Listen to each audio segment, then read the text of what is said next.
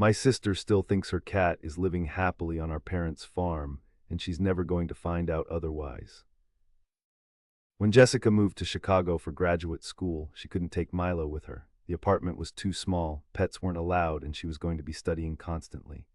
She was heartbroken about leaving him behind, but our parents offered to keep him at their place outside town. They had 5 acres and already cared for 2 other cats that had basically become outdoor farm cats. Jessica visited every few weeks, and Milo seemed to be adjusting well to rural life. He'd always been an indoor cat, but he took to roaming the property and sleeping in the barn. Jessica would FaceTime with our mom just to see him, and you could hear the relief in her voice when Milo would wander into frame, healthy and seemingly content. This arrangement worked for about 8 months, then Milo got sick. It started with him eating less, sleeping more than usual.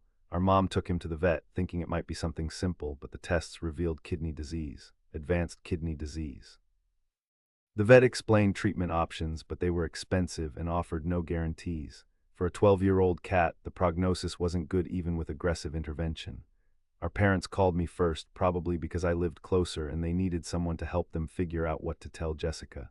She was in the middle of her thesis research, working 18-hour days, already stressed about money and deadlines. We decided to pay for the treatment without telling Jessica immediately. Maybe Milo would respond well, maybe we could avoid putting her through the worry while she was so overwhelmed with school, but the treatment didn't work. Milo got worse quickly, stopped eating entirely, and the vet said it was time to make a decision about his quality of life. Our parents were devastated. They'd grown attached to him too, and watching him deteriorate was breaking their hearts. We had to put him to sleep on a Thursday morning in October. I was there with our mom while our dad waited in the car because he couldn't handle watching. Milo went peacefully, and we buried him under the oak tree where he liked to nap in the afternoons. That evening, our parents and I sat in their kitchen trying to figure out how to tell Jessica. Mom had been crying on and off all day. Then Jessica called, like she did every Thursday, wanting to FaceTime and see Milo. Our mom answered the phone, and I watched her face as she made a split-second decision. Milo's sleeping right now, she said. He's been napping in the barn all afternoon. Jessica chatted for a few minutes about her research, mentioned she might visit in a couple weeks, said to give Milo extra pets for her. After she hung up, our mom looked at me with this expression of horror and relief. I couldn't do it, she whispered. Not tonight. We told ourselves it was temporary, that we'd find the right moment to tell her the truth. That was 3 years ago. Jessica finished her master's degree, got a job in Portland, and still calls our parents regularly to check on Milo. The lie has gotten more elaborate over time.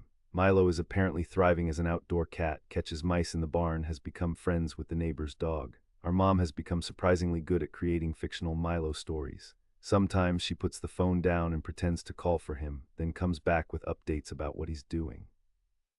Jessica talks about visiting him when she can afford to fly home, about maybe bringing him to live with her once she gets a bigger apartment. Our parents feel horrible about it, but they're in too deep now to come clean. How do you tell your daughter that her cat died 3 years ago and you've been lying about it this whole time? I'm the only one who thinks we should have told her immediately, but I'm also the only one who hasn't had to look her in the eye during these phone calls. I haven't had to lie directly to her face the way our parents do every week.